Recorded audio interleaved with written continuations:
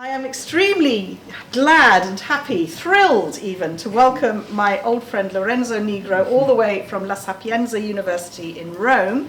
Now, I think it's fair to say that Lorenzo is a Renaissance man. He has many strings to his bow. He has excavated all over the Mediterranean and in the Middle East, and particularly in Jordan and Palestine, but also in Tunisia, in Sicily. Any other countries that I can mention? Yeah, Syria? Syria, yeah. So he's well-travelled, let's say. Excavations into all periods, really particularly in the Bronze and Iron Ages of those countries. He is the author of numerous books, too many to count, and articles which focus on these periods as well. And he has recently been awarded the prestigious Cy Gittin Professorship at the Albright Institute in Jerusalem, which he'll take up later this year.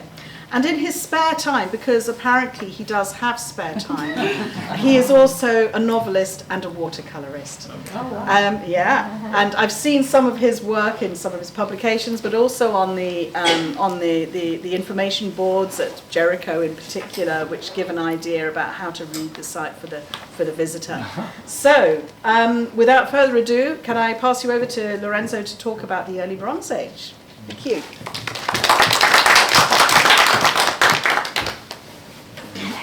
Thank you, Felicity. I'm very glad to be here, and I hope that my typical Roman English can face this challenge. So now, my first words are. This is your technology. Yeah. Why? I don't know. There. Ecco, it was just for the memory of Jonathan Tabb, a close friend of mine. I don't have the right words, but I think he had a great impact in the way we can understand the light and free way we can understand these ancient cultures, which are very different from us. So, of course, we need our categories to interpret them, but we need this kind of minds to understand them. And now I'm going back. And the topic of this talk is connected with the general inspiration of my master, Paolo Mattie, concerning the main focus of our discipline, that is now is called Archaeology of West Asia and Eastern Mediterranean in Italy, but it's well known as Near Eastern Archaeology. You can use the name you like.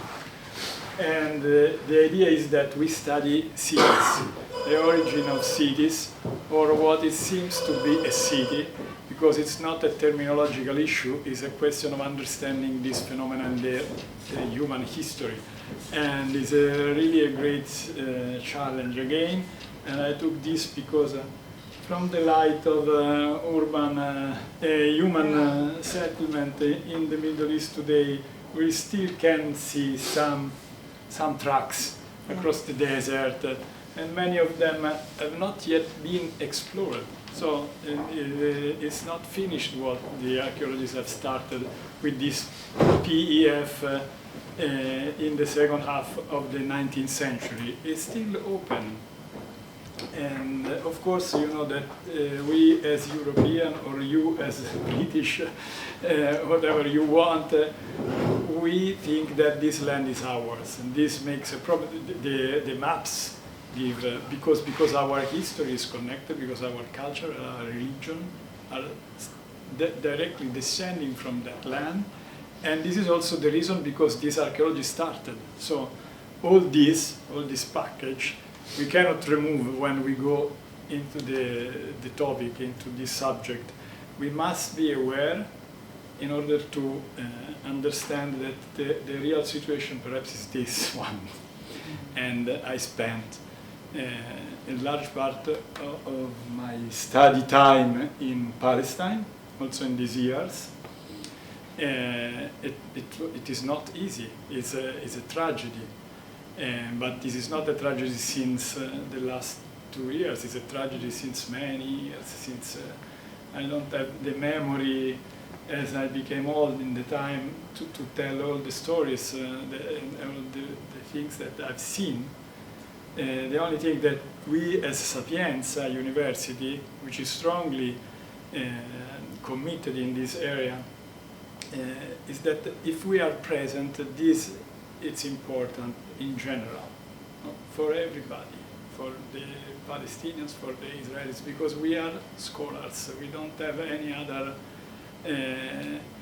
goal that work together with the local institution to protect the heritage. And this is what we have done, so that this is how it was. Tell el, the first site that I'm going to go through this evening, after the First World War.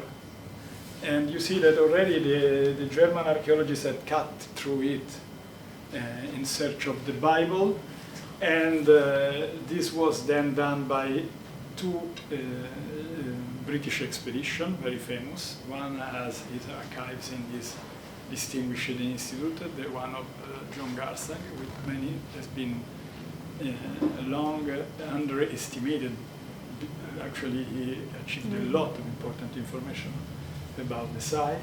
And of course, the map shows also how it becomes difficult to dig such a tell, where everybody has dumped in the trench of the other. So to find a place to understand something, it was very complicated. And that's why we have now reached the 22nd season at the site. So I think that we got a good experience of it. We can now orient ourselves on these remains, and now you see, of course, the setting of Jericho. You know, this is an oasis, is a special place where, thanks to a very strong spring, the earliest urban or social or communitarian experiences of these human groups could start. And I decided today to skip the Neolithic, which is perhaps one of the most interesting stages of the history of Jericho, because otherwise I never reach the Bronze Age. Either I give a lecture of 3 hours, but this deserves our attention, because there are some behaviors of these communities which are kept across eras. From Neolithic to the Bronze Age, they are kept sometimes. The way they used to treat human remains or the dead people or other things connected with agriculture started in the Neolithic and were kept for many millennia. And then we have to cope with this, let's say, cultural heritage and history of the excavations.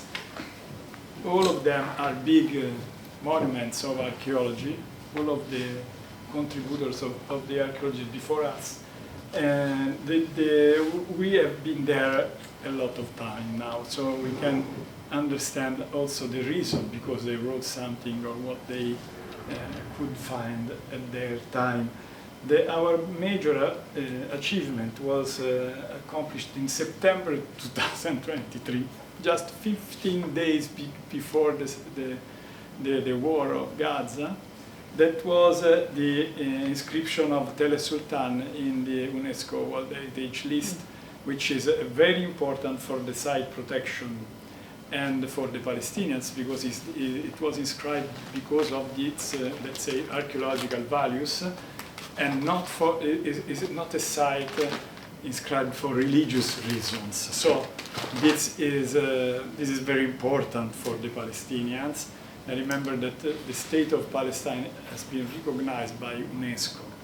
And so for them, this is in a legal framework, which was really very important. There was no time to feast this event, and because of course there is a topic which remains at the center of our investigation, that is of course what we can call the biblical approach, or biblical bias would be better. And after 20 years I started to deal with it. Before I used the canon techniques, that was to skip it, saying, oh no, it's not relevant.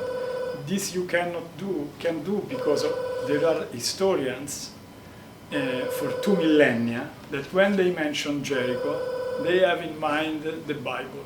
So you can't skip the Bible, you have to face the Bible. And so I started writing articles. They go through the topic a lot, very strongly, I think. Then I wrote a book in Italian. Apologize, but the book is being translated now in English for the Society of Biblical Literature.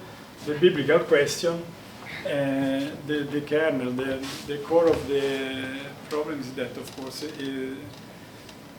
the biblical narrative, especially the very famous one of Joshua, was written many centuries after with the aim of getting the land. So you must use it as a source which has this motivation, this reason. That's all. Then this is out of our topic today. If you want, I can come also on this. And then you see, this was just before this tragedy. The site is an attractor and is very interesting because there is a mixed population of visitors. Some visitors are very integralist religious guys, sometimes also with ram horns, or the others are intellectual scholars from, let's say, Germany or Europe. And it's nice to let them meet together on the Tell, finding our explanatory material, and to start the discussion. What is this heritage? Do you want to listen a history that you don't know? Or like the children, you like to listen a story that you already know? Because this is typically human. We want to repeat the same history. We want to know the Odysseus adventures. Yes, this feels us stay better, but perhaps it's not what happened. So I think that the job of the archaeologist is to try to find out a new history. The history based upon materiality, stratigraphy, things that have not been written by someone before, and so they should be in some way independent or depending on the archaeologist's interpretation. And this is the challenge. This is the challenge that we have to write a new history. And thanks to especially to the work of Kenyon, we, for the first time, produced a general periodization of the site, connecting it with time, which is not a stupid task.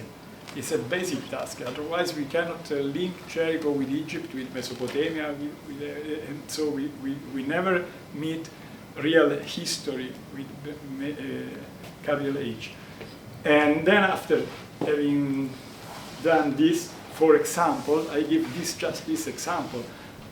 We found in a tomb on the Spring Hill, which is the core of the site, this scarab, which after 10 years I understood that it was bearing the title, because this is a title in Egyptian, Ajmer, it means administrator of canals, but it was a title like vizier in ancient Egypt.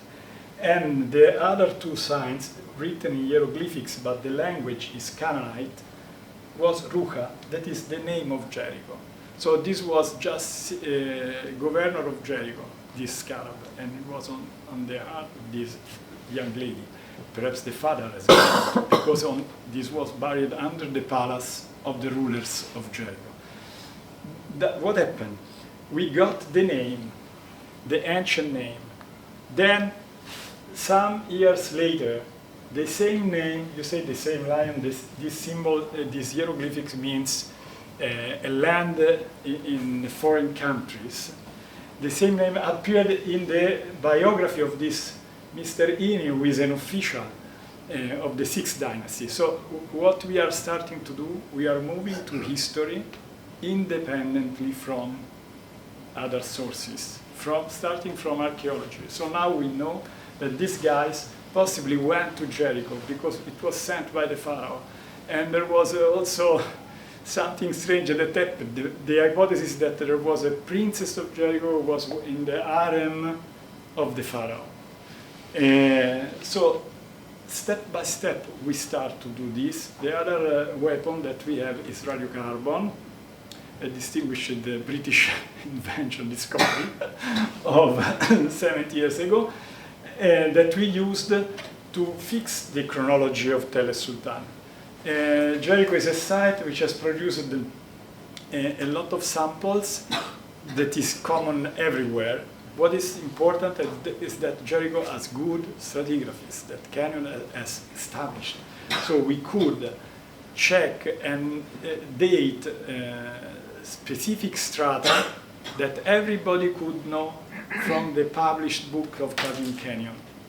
So we sampled canyon sections to check the stratigraphy and to check the chronology, and now our side is a very strong system of chronology that is useful to find connection with other places. So now we move to the history of the earliest city, because this was the topic that we agreed with Felicity. So I will treat this with the two examples. We are now in the more or less in the last centuries of the 4th millennium and in the 3rd millennium BC. And the two examples are this of Tell el Sultan and another site which is only 40 kilometers far away on the top hill of the islands of Jordan. Its name is Tell el Batrawy, that was discovered by us in 2004 and was previously unknown, and this is quite rare because if you imagine that everything has been mapped with satellites, it was amazing this. And now I will try to tell the two stories in parallel, and then there is a junction between the two stories. So, Jericho is nice because there is what Canyon called the proto-urban phase. So we see it is one of the period in which this is very clear. We see the arrival of new groups. This is one of the rare cases in which it is very clear that there is someone new settling on the site. The site was a ruin already from the Neolithic. There was a gap, and these farmers settled on the site, built round hut, and each, let's say, large family had a compound with some pens, storeroom for the animals, and then as soon as 1 century, there also a small shrine was built. This shrine was excavated by Garstang and reinterpreted by us, and you see that in the shrine some battles that were used actually were from the Neolithic, were Neolithic battles that they had found, and the Neolithic shrine is underneath in the same area of the site. So one cannot exclude that the people found these stones, these elongated stones, these very special stones, and they understood that they had a religious meaning, and they put it in the new temple, even though they were new one. Then we have an amazing tomb. This tomb gives us marks the moment in which they, being nomads or semi-nomads and moving to sedentism, they started to bury people in primary position. There was also evidence for a leader of the community which was buried like this, in this attitude that this things is praying or something like that, and there was a mason in between his legs, so a symbol of power. When they became sedentarian, then they became also more organized, let's say, in their lives. And in the same time, the pottery production differentiated. There were many decorated wares.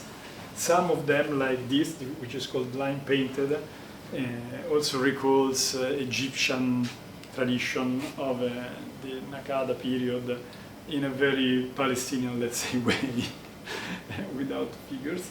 And there are also, this Egyptian connection is also demonstrated by several items, only these which are called symbols of rank or of power, that is mace heads, palettes, which are connected with makeup of ice, which was a way in which the ruling class used to show its rank, and the lotus flowers vases, which are these. So these finds have been always interpreted as the proof of this connection just before the beginning of the early city. Then we dedicated in 2010 a book to the rise of the early cities, because it's a very critical point of the history in the region, because the focus is on this early Bronze Age 1B, that is the period preceding this, the last century of the 4th millennium, while as seen from Jericho, this urban stage started in the following EB2, early Bronze Age 2, which is not so popular, let's say, especially in Israel. They don't like it, I don't know. They reduced it, and so we had to find what is the core of this transformation of the society. So here we have, I try to list the basics of this rising urban economy. First of all, there was, of course, agriculture that in Jericho was becoming intensive because of this fresh water. These are 5,000 liters per minute that the spring can produce. So it's really a river, very rich. And this was connected, so the community could produce more than they needed, but a lot, and accumulate wealth. Then there is, of course, animal husbandry, and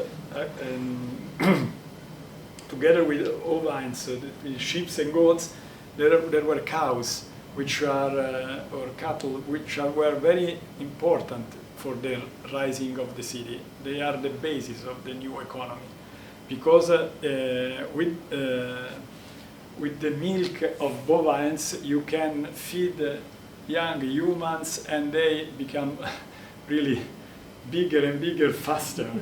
So as they were agriculturalists, basically, they needed people, they needed demographic growth. The children died, mothers died a lot in antiquity, especially in this kind of agricultural communities, but they could overcome all of this with producing a lot of children. And then, of course, there was the beginning of a specialized craftsmanship in these fields, and this is what the city could produce.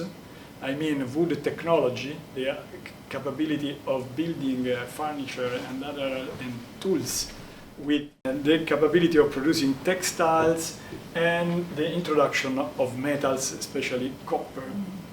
And these were the skills of the city, and the city was giving back to the territory, the communities of farmers, these items. I mean, for example, knives or clothes, in change of the basic agricultural production. This was the system.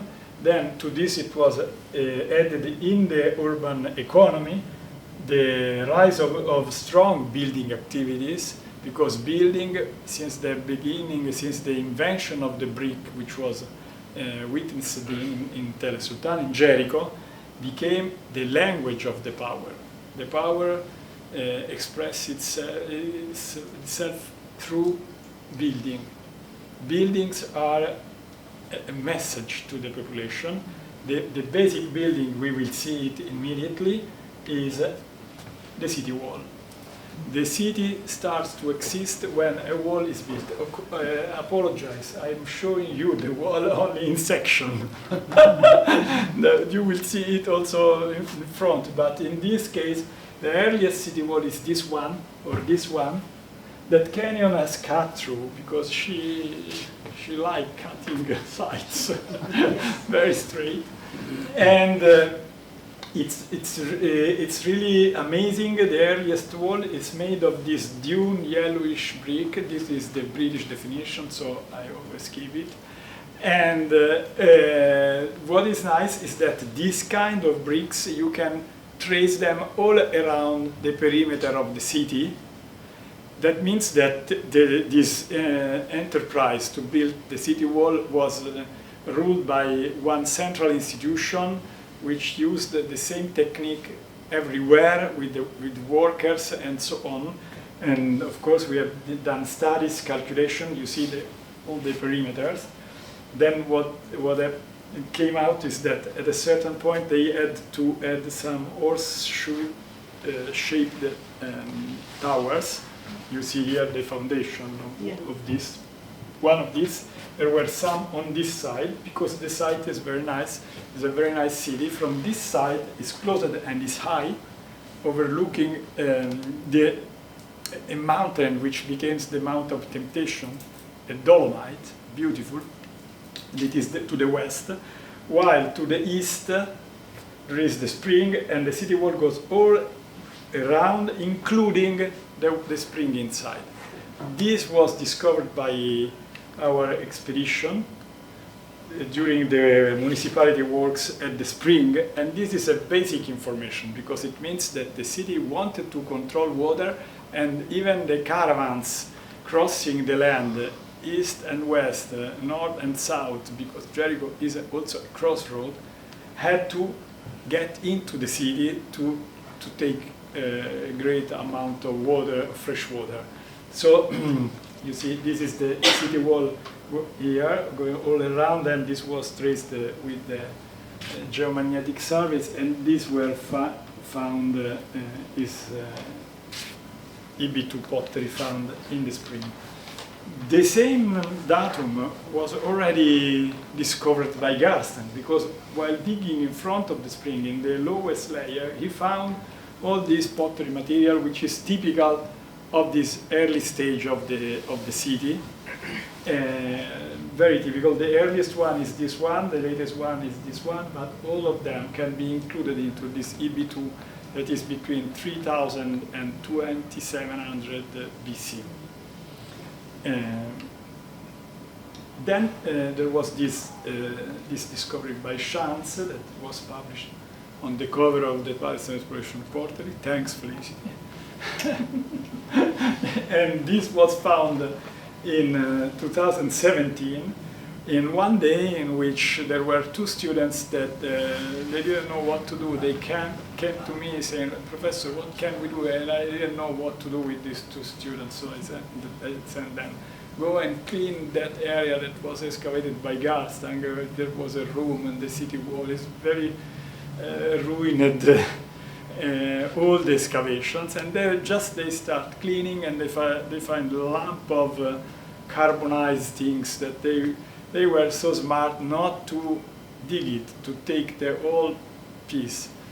This was this was brought to Italy, and then it came out that it was a set for makeup of these nacreous shells of different sides.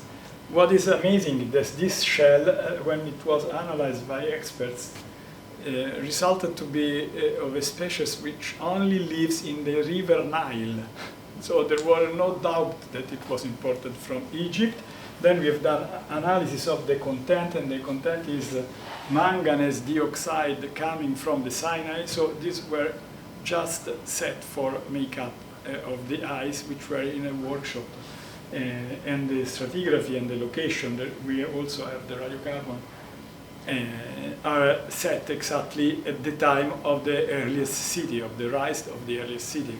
So as the city arose, there was what there is always in history, an emerging ruling class, which was trading with Egypt. But this was not the only connection. We have here, this is imported possibly from Jordan, from the other side of the Jordan, from Transjordan. This is because of the analysis of pottery of the fabric that is not local. Then we have, of course, an Egyptian slate palette. And what is nice is that kind of vase, because that spouted vase is of a type which is inspired by the Sumerians. There is another track that is never studied as it deserves, and you can even understand why. That is the track towards the east. Of course, the Sumerians were a huge civilization like the Egyptians, and in winter you could cross the desert. There are many tracks. It's not. There is, of course, the way to the north through Aleppo and Mari and the Euphrates, but there is also the possibility to go across the desert in winter. And so this kind of items suggest that there were connections. What we should understand, and which was the item that they could exchange, for example. And we don't know. Then this vase is nice because this kind of vessels are known from every period, also in Islamic times, and they used to put here the leaves of a plant or karkadeh or tea or whatever you want. Then they pour hot water, and then they get the drink. Other vessels found in Jericho, this one is a pearl in Batrawy. These are very interesting because for the shape, they are told to be vessels, toasting vessels that are used to toast or to feast together. And they are very carefully revetted with this red varnish that intends to imitate, of course, bronze or metal vases. So all of them are imitation of metals that we have lost. But if we focus or if we remember when we have the basic set of metal original materials you have here in London is the Royal Cemetery of Ur, that gives the idea of what was this past. Important people or palaces had these services made of all of metals. The other upper class people used to have this imitation in pottery, especially in tombs. Then there is a tragic event, a dramatic event. It is an earthquake swarm which hits Palestine and Jordan, and the city is completely destroyed. But what happened? It is rebuilt immediately because this pupil of mine has done a PhD on this, which could be the causes of this destruction. And there is a big difference. When there is a human-brought destruction, the sites could never recover because the humans destroy it, burn it, and take away all the resources. While when an earthquake arrives, you just dig and you find your seeds, you find something to be reused, and you can survive, you can recover. And this was what happened in Jericho. You see the city wall were rebuilt in a very strong way with a double line and with a lot of developed techniques to avoid these tragedies. For example, can you notice that the gaps of 1 cubit, half meter gaps in between one stretch and the other of the wall. The wall was built of stretches of 6 meters, It is surmised by workers' units or groups, and in between one and another there was a gap because to avoid the domino effect when there was an earthquake, because otherwise if one stretch collapses, the whole city collapses. While in this way it was avoided. Then there was an outer wall and there were blind rooms in between, and we were able even to find the original plaster of the city wall. So this is very nice because the city was white. It's like the description of Thebes in Egypt, that is a white city. This city was white for the first time in the human history. In the landscape, there was a hill with something on top which was shining from, and this was a way to extend the control of the city over a land, over a country, over the countryside all around, and this became what we call the city-state, the city which wants to rule over agricultural land, trucks, and other resources of the landscape. Here there is a gate with the collapse inside, there in the construction, while on the other side of the city we could excavate, this is what a watercolor, a dwelling quarter. And what is nice in this case is the presence of the main street. Actually, this street is the main street exactly crossing the old site. And there were houses on both sides, and the houses used to grow up as mushrooms, each one over the other for centuries. And we have excavated, you see the section of the street is almost 2 meters of streets, one over the other, and the houses continue to grow beside it. And the private houses have given a lot of interesting finds, including the shells, including important wares. This is called the Kirbet Kerak ware from the north, including cylinder seals to seal especially lumps of clay which were used to close doors or vases, and balance weight, which are important because they are the only proof that they were trading either spices or precious metals that are disappeared.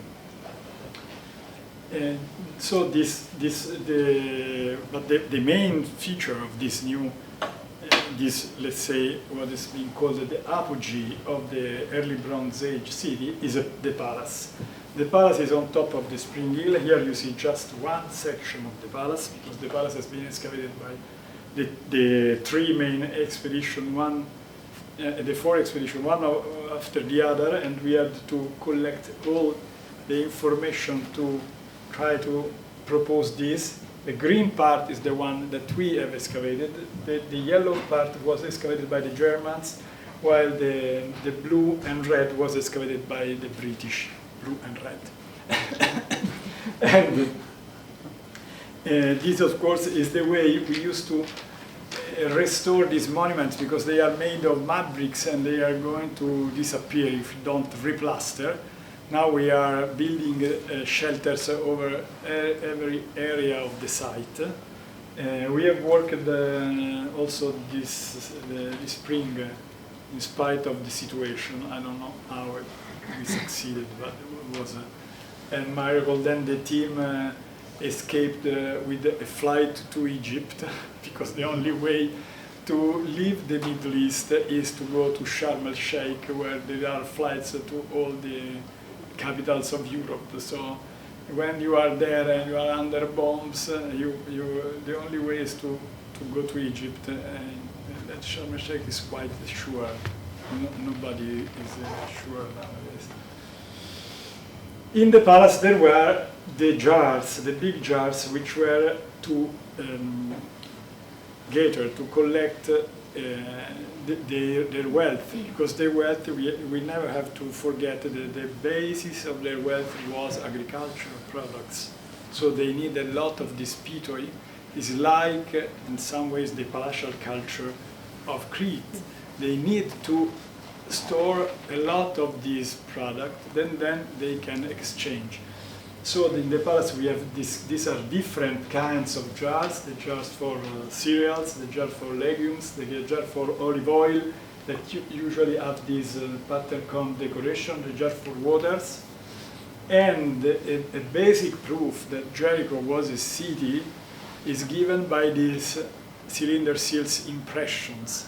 Because with the cylinder seals we know that there is an authority which is printing, let's say, impressing the vases, the vessels, the jars, in the place where they are produced to keep the products taken from farms and brought to the palace. And each seal belongs to an official of the palace or an office or a structure. And so we have just this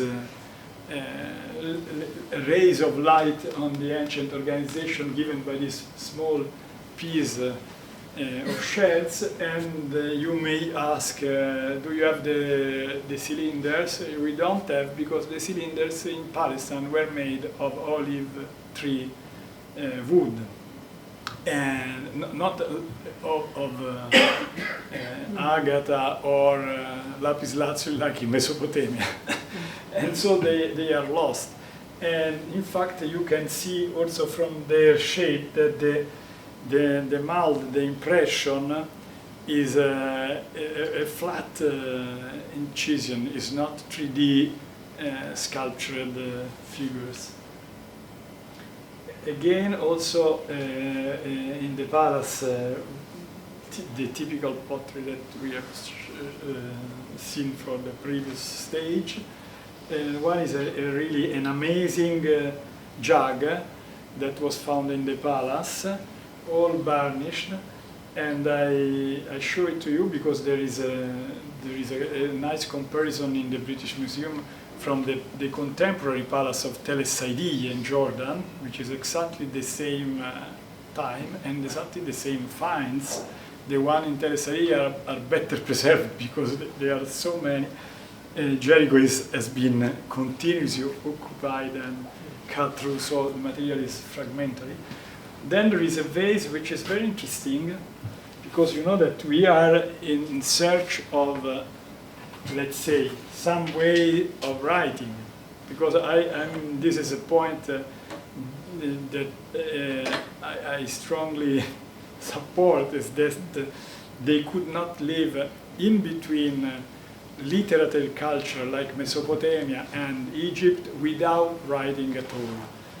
They should have a system, and this sign actually is like a hieroglyphics.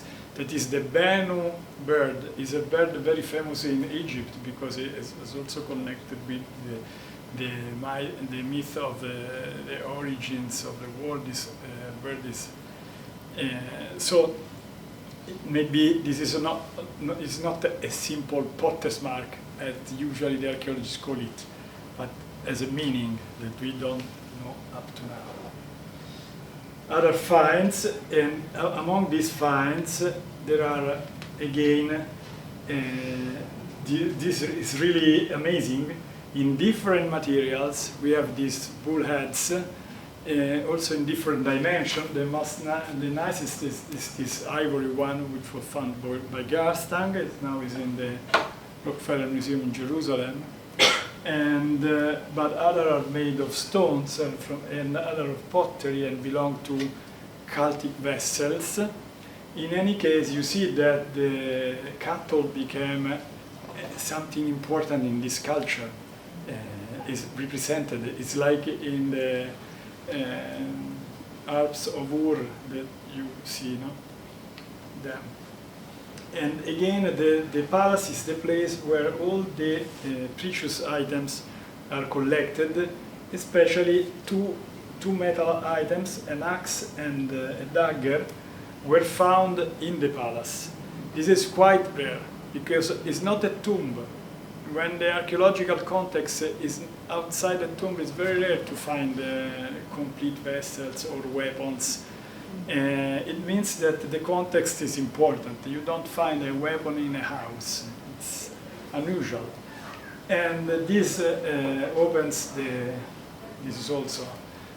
there is one of these kind of Christianity texts on display in your museum, and you know that Jonathan has studied this, the development of this kind of axes, which are very important because as soon as the city arose, another thing arose, that is the army, the specialized organization of groups to,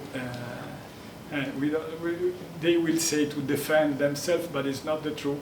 The army was useful because you can get the wealth from another city, obtaining a lot of wealth, because in the past wealth was something very, it was not in a credit card, it was a material wealth, was kept into another city. So if you organize an army, you can go there and take everything. And this is what is seen in Palestine already in the third millennium, because the cities start to be destroyed for the great success and career of archaeologists after 3 millennia. But I think that at that time the humans were not so happy about these developments, this invention of this city, which was weaponized with armies and so on. In any case, the introduction of metal became strategic for the urban phenomenon. Metal has a central role in this. And where is this metal? The metal is only here in Cyprus, on the Tronos Mountains, in Feinan, which is right here in the Araba Valley, that is just south of the Dead Sea, and in Timna, here on the border of the Sinai. These are the 3 sources of copper. There is a 4th one, which is very important and perhaps should be included, that is in Oman. So just some thousand and thousand of miles away in the Arabian Peninsula. That's all. So if you want a weapon, you must go there.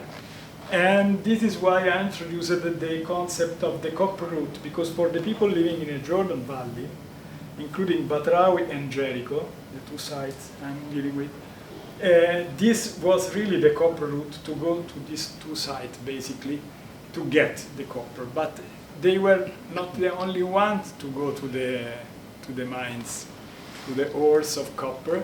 Also the Egyptians, that were very rich. They were full of stones, full of gold, but they didn't have copper. So they had to cross here. And you know that in Wadi el-Jarf here, in caves, French archaeologists discovered an harbor of the 3rd millennium with even the boats and the anchor stones of the time. So the Egyptians used to cross here to go to the Sinai, and in my idea they met the poor Canaanites in this area, and then they started to have a deal. So now we move to Batrawy, because in the palace of Batrawy we found this copper axis, while these mouths were found in Feinan. So Batrawy is here, Feinan is here. That one were found by an American archaeologist, and when I found the axis, I called him saying, you have found the mouths, but I found the axis because are exactly the same.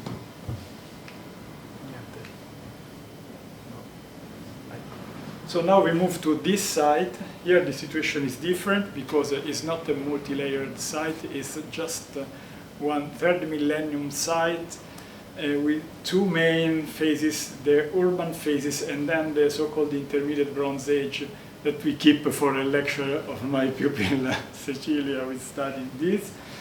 And you see here that we have restored the old site as ruins. the final goal is to let them to be visited starting from the local population. This is a big issue, to let the local population to be aware of this past and not to consider this past a Western culture past. That is we have given them this feeling, and now this is a problem, because if they are the one who are there, who should take care of this for all the humankind. It's not easy. I have to be sincere.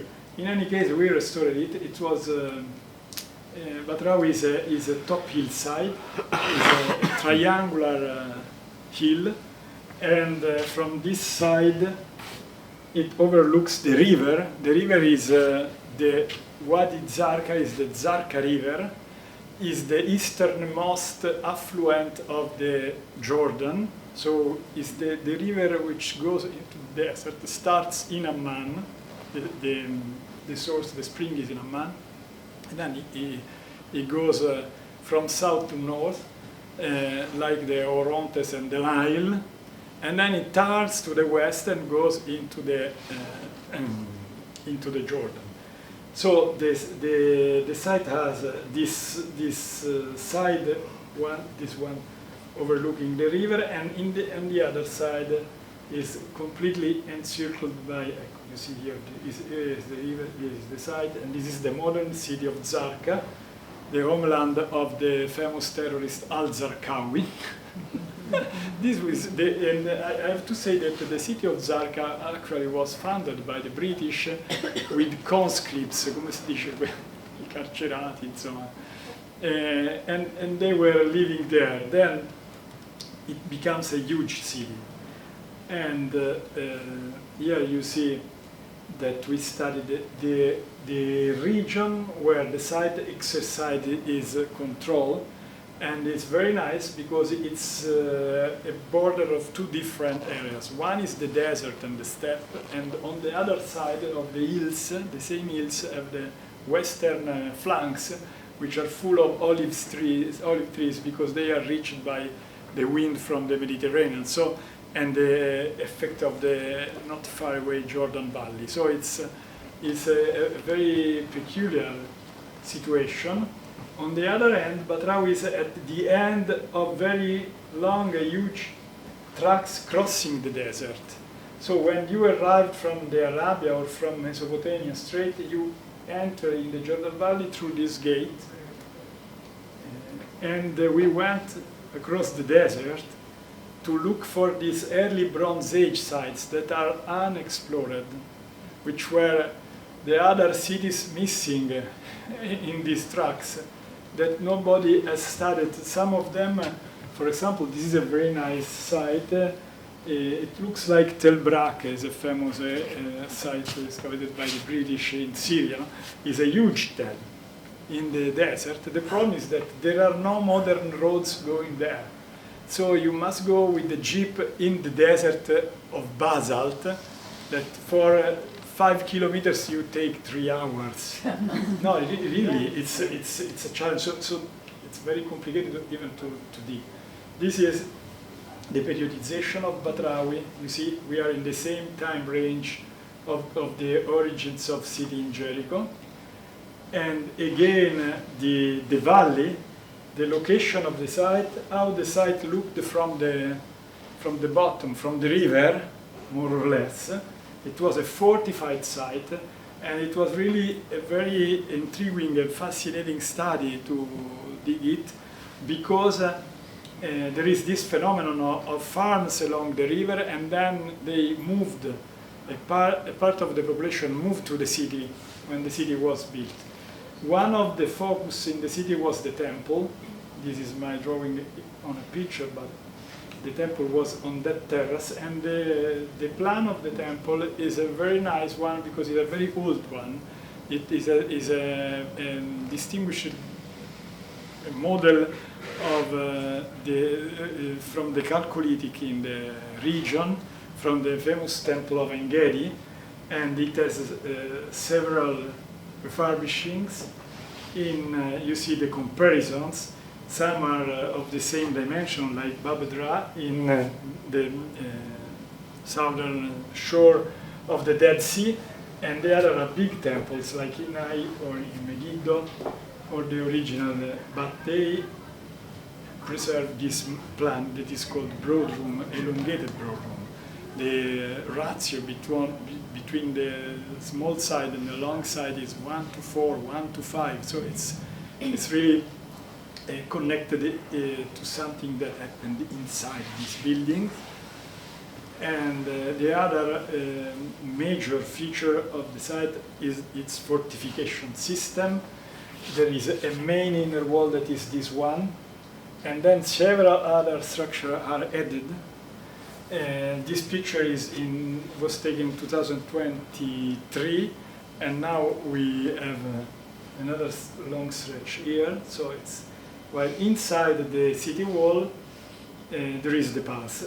Here is a small gate, or what is called the postern. It's less than 1 meter wide. So there were no gates, actually. There were no open gates. There is just this opening through the wall.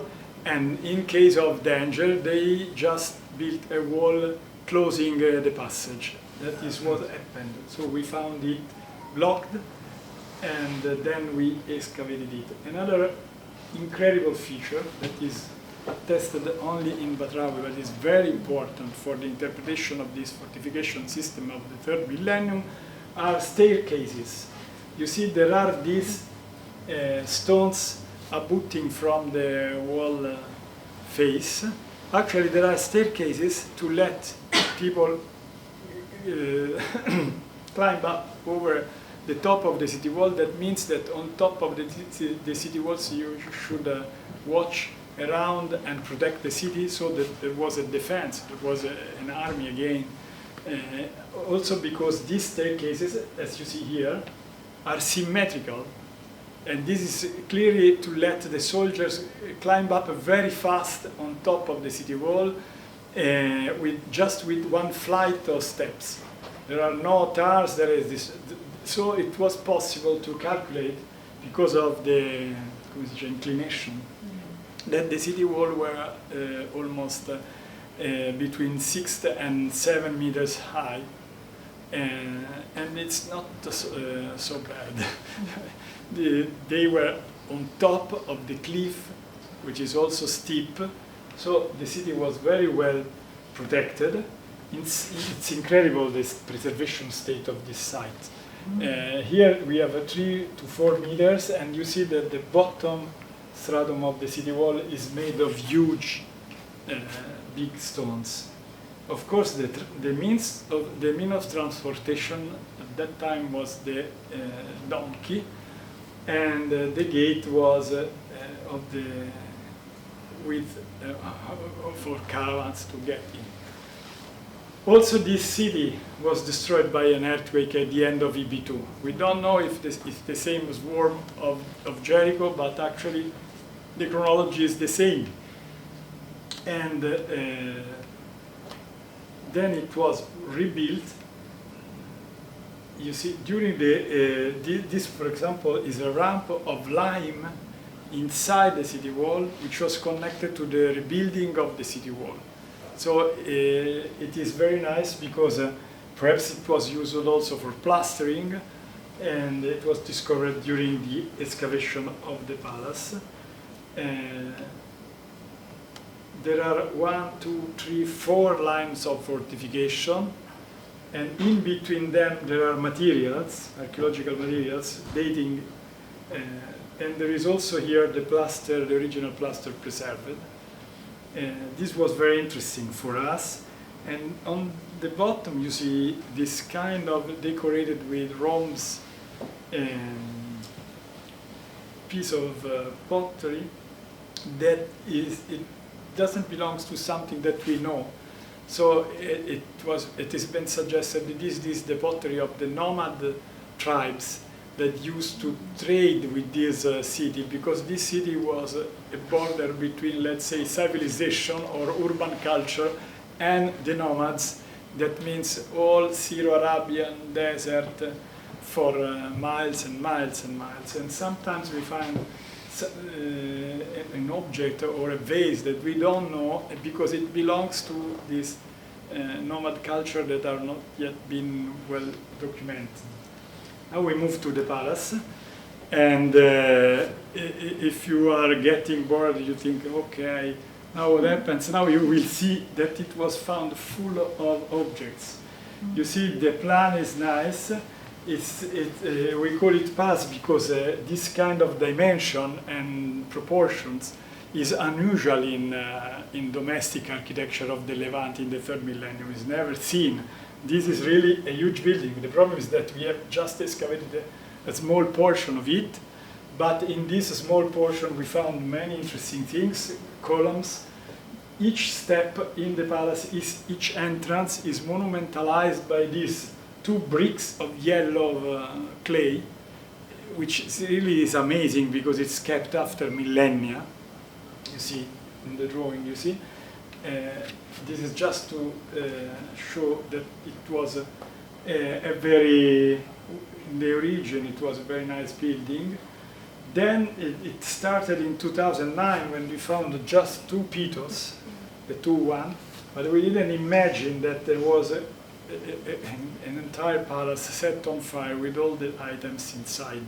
So starting from the first pillar or 1040 that we excavated, with 20 pitoi full of barley, or carbonized barley.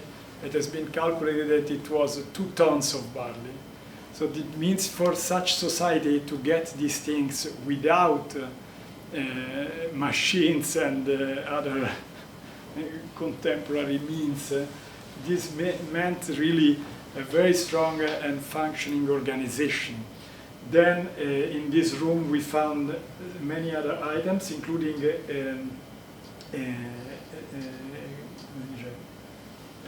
chest with the copraxis. Then these are the pitoi reconstructed. They are handmade except the neck. The neck is made on the wheel, and this is very important because the neck is the one that you use to close the content, but also because the wheel was only used for the pottery of the palace in the city. The palace was keeping the new technology. They are very, very nice, even though they burn.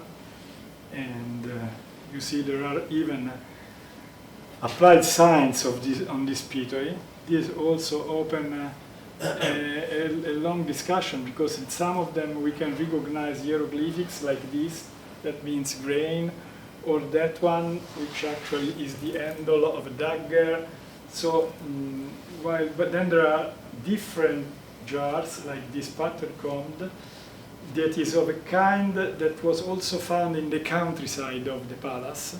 So the countryside where they used to produce olive oil, then sent to the palace the olive oil jar that was kept into the palace. So this was an indirect proof that the palace was controlling agriculture, was controlling this important product. Then there are also decorated vessels with snakes.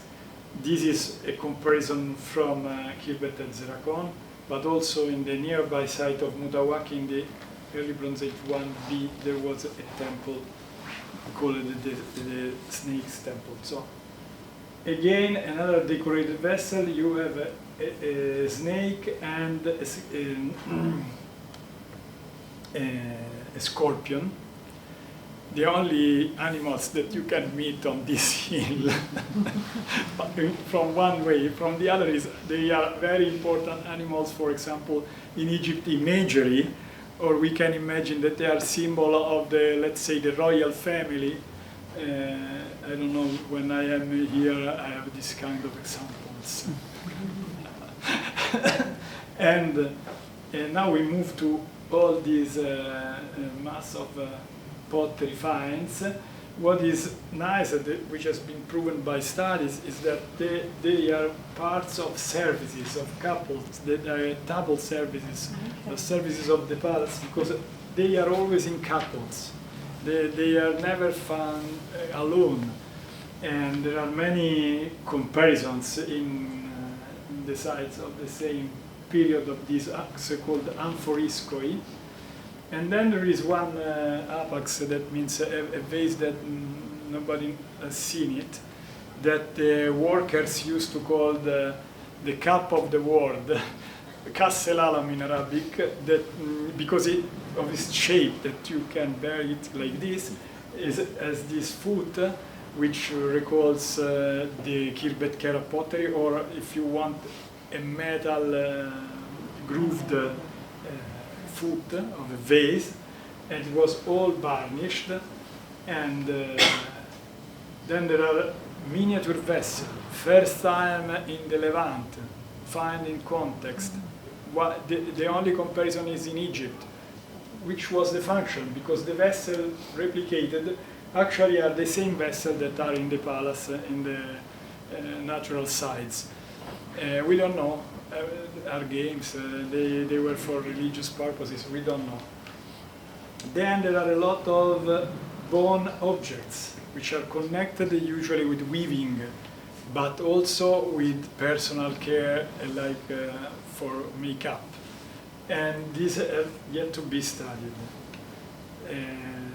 Again, drawings, because we found also the bear skin, which it's really fascinating, because we know that there were bears, that they were traded, and they were also symbols. They are a symbol that you again know very well, is a symbol of a power connected to a military power, because the bear is an animal that usually is powerful, is quiet, but if you go and you try to, it may be very dangerous too. So it's like a military power, which was. And in connection with the bear skin, there were the 4 axes, copper axes. There are such ores in southern Levant, in Palestine and Jordan. There are just 3. One was found in Pella, which is north in Jordan. One was found in Tel el Batrawy, and here the institute knows. And the third one was this in the Palace of Batrawy. They all are connected with power, with political power and economic power, because the metals were very important at that time, and axes are symbols of power. They were studied. These are the potter's wheel. I go fast because I cannot enter in the description of all the details of the architecture. Again, one of these huge jugs we think for wine, red jugs. These are beautiful, but these actually are the replica of metal copper jugs, because we understood that there was a belt, a decorated belt here, but it was like the original vase made of copper is made of 2 halves with the belt, and the knobs here actually are the rivets to keep the neck over the original metal vase. So from the potter vase we understand what we could find if we find. And this was is known from several other sites in the region. The one we found was found in a palace. Then we studied pottery, and we understood that there were vessels produced explicitly for the palace, just for the palace. This is important because it gives the idea that there is a social organization, a complexity which affects also the production of goods. Here we found this amazing necklace. We were very lucky because inside the necklace there was a copper rope, a copper string keeping the beads, and so a pupil of mine was able to reconstruct the whole shape of the necklace, 630 beads, and just one amethyst, which was the center of this jewelry. And the amethyst only comes from the eastern desert of Egypt. There is just one place, Wadi al-Hudi, where amethyst is found in the Near East. So again, is the Egyptian connection. But we also found this, a lotus vase. This is really amazing because it's made in a local pottery, but the shape is exactly Egyptian, even with this groove, which is typical Egyptian. Then another palette, this was found by myself. I'm very proud because all my life I dreamed to find this. So when I found it, I was very happy. And in the last seasons, Cecilia has discovered that the entrance of the palace actually had a podium in the center. There were these 4 columns. And in this area also this bead was found, very amazing. It's big, look the dimension, 3 centimeters. It's a big one. And this is Amazonite, but it doesn't come from Amazonia, not the Amazon River, Rio delle Amazzoni, but again from East Egypt, or the Ural Mountains, and should have been come together with the bear. We don't know.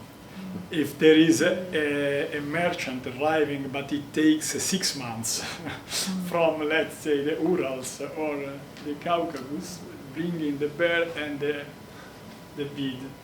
Now we moved in digging the palace. This is the last seasons, and again these are 2024. This amazing jar was really because it's made with the same concept of the big pitoi, but it's small, and it is small because it was to transport olive oil. There was also found an olive seed inside, and it was decorated, and you see the capacity is 20 liters, and the total weight is 35, and which is maximum because each donkey can carry 2 of these, and otherwise it's too much. So this was produced to be shipped, we are sure, and it is also decorated like a brand. And it was really nice. And you see, this you feel like us when you dig, and then you find all the items on the spot with all the content inside. And this now, it takes time because we have to wait for analysis, but then we get a lot of information on what happened, what they used to do with this basis. And then the final discovery of 2026, we are submerged of objects, as you see, but you see they laugh while finding. This is, you know that the archaeologists are like children, or everybody is an archaeologist because everybody likes digging this activity. Of course. Yes, it's a very important psychological head of digging. And discovering or finding it. And we found that this poor donkey, that he was killed because during the final fire a wall collapsed over the poor animal. And we are happy as archaeologists because there is a big issue about these donkeys in the 3rd millennium, because you can know from where they come. From the isotopes, we can know if they lived here and there. There was one found in Israel, and they claimed that it was born in Egypt and then he came to Palestine. But I hope that we can demonstrate that this is a local donkey. But in any case, it is really full of information. We have the first one is this 2 years old. What we get is a male and is 2 years old. No, 11. Io te lo chiedo a te, dimmi 11. It's 11. It's an old one. So they were going to eat it. No, because we know that the site is the